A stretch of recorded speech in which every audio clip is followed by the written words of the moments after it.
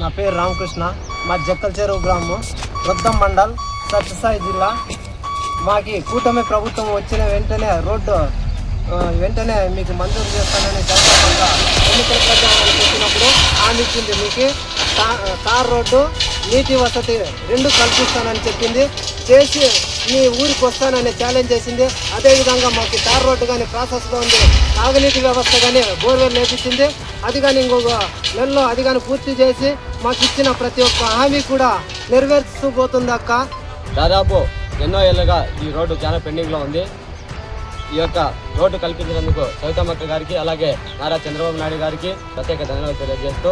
మండలం జక్కల చెరువు గ్రామం. మా ఊరు చాలా మారుమూల ప్రాంతంలో ఉంది. మా ఊరికి ఎన్నో రోజులు ఇంకా రోడ్డు లేదు. ఎన్నో ప్రభుత్వాలు వచ్చాయి కానీ మాకు రోడ్డు చేయాలని ఏ ప్రభుత్వమూ ఆలోచించలేదు. ఇప్పుడు సవితమ్మక్క ఆధ్వర్యంలో తెలుగుదేశం పార్టీలో మాకు రోడ్డు వచ్చింది. అక్కకు చాలా ధన్యవాదాలు.